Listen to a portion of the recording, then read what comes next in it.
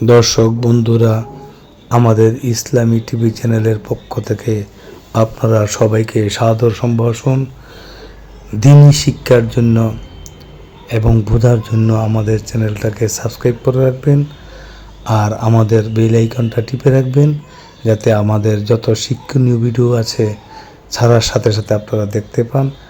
আর আপনাদের কাছে বিশেষভাবে অনুরোধ রইল, না টেনে সম্পূর্ণ ভিডিওটা দেখবেন। দেখলে আপনি শিখতে পাবেন, আপনাদের বাচ্চারা শিখতে পাবে। তো দর্শক বন্ধুরা, চলুন আজকে এক দ্বীনি শিক্ষার গল্প নিয়ে আপনাদের সামনে আমি হাজির হয়েছি। আব্দুল্লাহ আমির।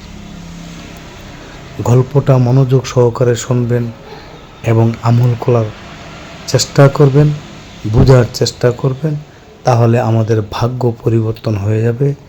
একাল এবং পরকালের আমাদের একটা বন্ধ ব্যবস্থা হয়ে যাবে। আজকে আমরা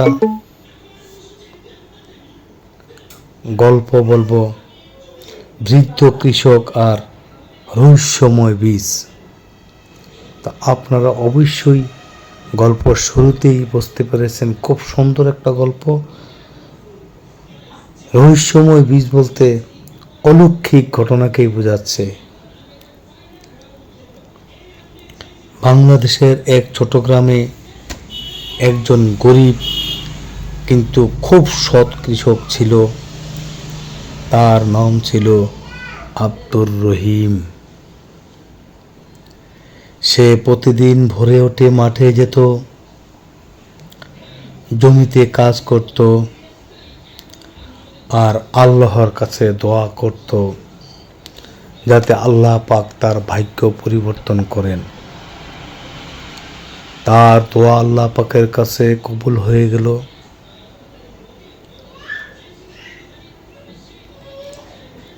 হে আল্লাহ, আমার রিজিক হালাল রাখুন। সব সময় এই দোয়াই আব্দুর রহিম করত।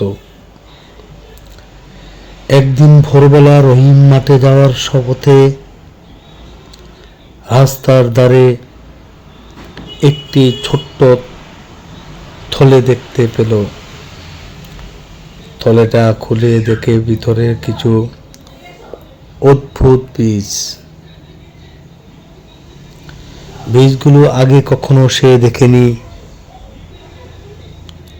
রহিম ভাবল, এগুলো কারো বীজ, কেউ হয়তো ফেলে গেছে। তাই ভেবে সে অনেকক্ষণ অপেক্ষা করল, যদি কেউ ফিরে আসে, কিন্তু কেউ এলো না। অনেকক্ষণ থাকার পরও তখন রহিম ভাবল, আমি এগুলো জমিতে লাগাই, যদি গাছ হয় তাহলে বুঝবো আল্লাহর রহমত, আর যদি গাছ না হয় তাহলে বুঝবো আমার জীবনে একটা অভিশাপ গজব।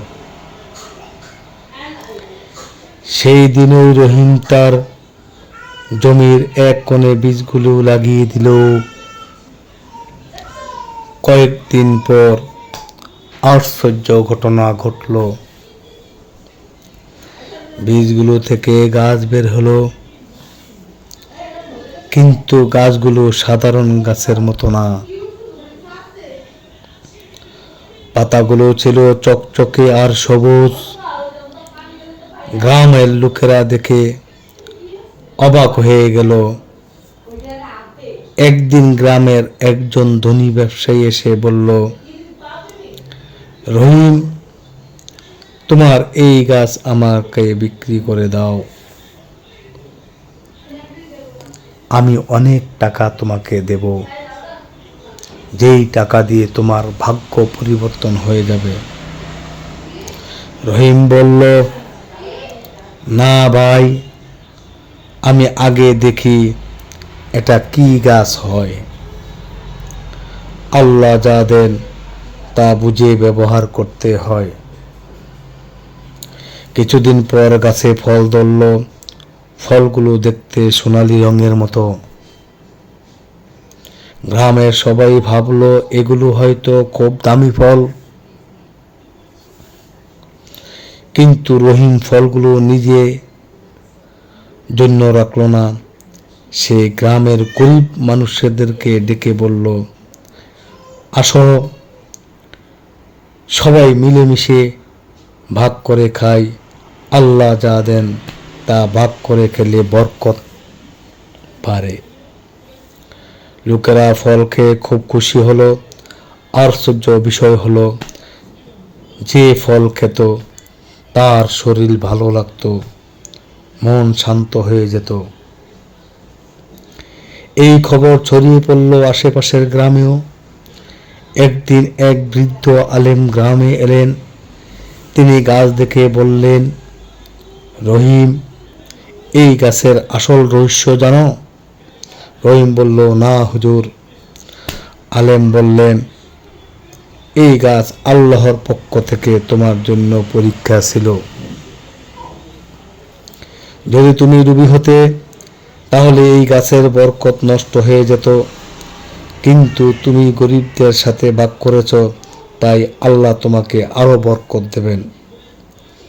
এরপর থেকে রহিমের জীবন বদলে গেল। তার জমি আরো উর্বর হলো, ফসল বাড়ল, আর গ্রামের মানুষ তাকে খুব সম্মান করতে লাগলো। গ্রামের সবাই বলতো, সত্য আর দান মানুষের জীবন বদলে দেয়। আর রহিম সব সময় বলতো যে আল্লাহর উপর ভরসা করে, আল্লাহ তাকে কখনো নিরাশ করেন না। গল্পের শিক্ষা, লোভ না করে সৎ পথে চললে আল্লাহ মানুষের জীবনে বরকত দেন। দর্শক বন্ধুরা, আপনারা এরকম গল্প সুন্দর সুন্দর পেতে, দিনী গল্প পেতে আপনারা অবশ্যই আমাদের চ্যানেলটাকে সাবস্ক্রাইব করে রাখবেন, যাতে আমাদের সমস্ত ভিডিওগুলা আপনারা দেখতে পান। আর আপনারা অবশ্যই আমাদেরকে কমেন্ট করবেন যে গল্পগুলা কেমন লাগলো, ভালো মন্দ সবই আপনারা কমেন্টের মাধ্যমে জানাবেন। আর আপনারা যদি কোনো গল্প আমাদেরকে কমেন্ট করেন, আমরা তুলে ধরার চেষ্টা করব। এই গল্প থেকে আমরা জানতে পারলাম, অতি লোভ ভালো না, লোভ করলে কিন্তু রহিম শেষ হয়ে যেত। তাই আমরা এই শিক্ষা নিলাম।